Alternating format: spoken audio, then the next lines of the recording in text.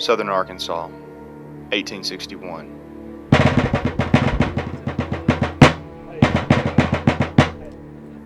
With the prospect of civil war on the horizon, the citizens of Bradley County prepare to make the biggest decision of their lifetime. Will they stand with the young, turbulent nation formed less than 100 years ago? Or will they claim separation and fling themselves and their families' lives and property into limbo?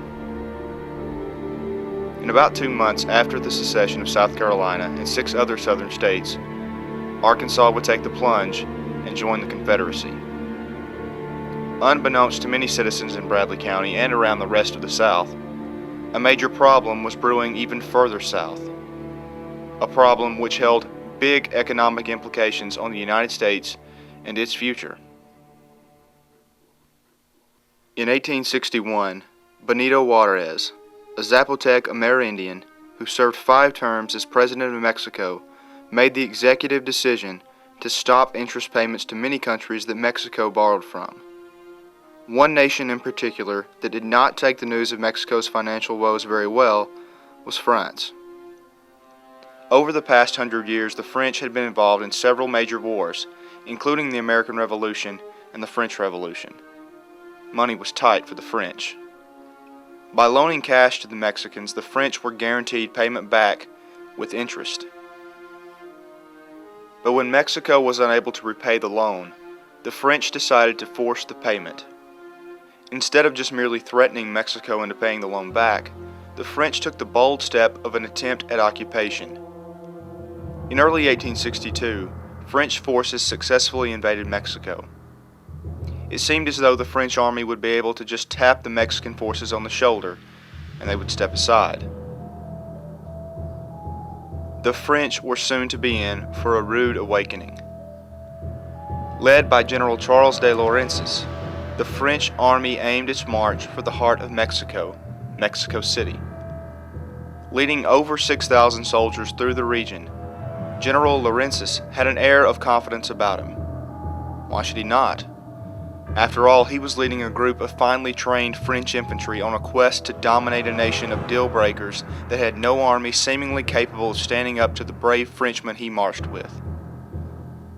In early May, with French forces quickly making their way to the capital, political negotiations began. Mexican officials saw the writing on the wall and made a last-ditch attempt to remove the French army without a major battle having to take place. As Mexican officials worked to put an end to the French march, General de Laurencis' troops took position just outside of the town of Puebla. The French army camped there and somewhat intimidated the Mexican citizens of Puebla. The Frenchmen were wandering around the camp in plain sight with rifles and cannons both loaded and ready for battle. The natives of Puebla saw this as the beginning of the end of their precious village. And to top things off, political negotiations were breaking down. What would happen next? A group of Puebla citizens filed a complaint with the French commander. He took this as a plight to tear into his forces with a surprise. Before this event, General de Laurencis had been preparing to remove his forces to the coast. But now that negotiations looked to be faltering and Puebla citizens seemed to be trying to push him around, the general took the option of occupying a small town called Orizaba and the landing port of Veracruz. General Laurencis was under the impression that most of the citizens of Puebla were friendly to the French. They had only been annexed by the Mexican government in 1860 during the Wars of Reform. To the north of Puebla sat 2 separate forts, Fort Laredo and Fort Guadalupe. Both forts sat on opposite hilltops. A Mexican garrison of 4,500 soldiers, mostly veterans of the Reform Wars, occupied Fort Laredo. Thinking the Puebla citizens were friendly to his forces, General Laurencis assumed that once his army began to attack the Mexican garrison, that the Puebla citizens would rebel and help take the fort. He was wrong. For the first time in Mexican history, a united Mexican army would stand toe-to-toe with one of the world's most powerful armies.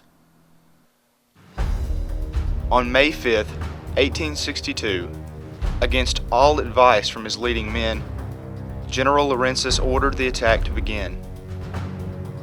By 3 p.m., his artillery division was completely out of ammunition. 2 waves of French infantry had been totally decimated by Mexican forces, which put up a strong defense. And not to mention a monsoon rain had started to pour down on the battlefield, making the land a difficult terrain to move in. The French had been stunned. General Laurentis had not paid any attention to history.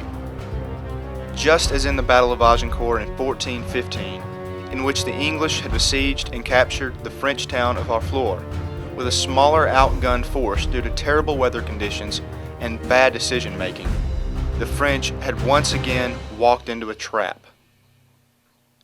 This time they would not escape.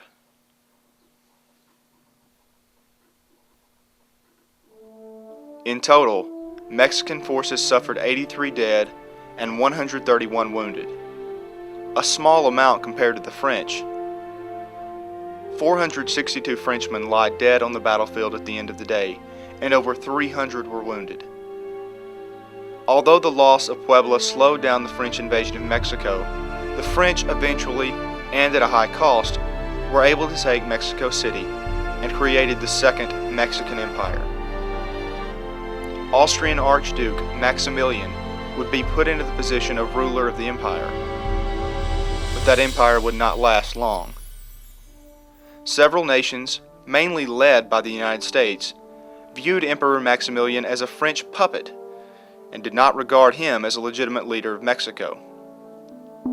After the Civil War was over in the United States, men such as Abraham Lincoln, Andrew Johnson, along with many other U.S. citizens, found themselves at odds with the French-led Mexican government.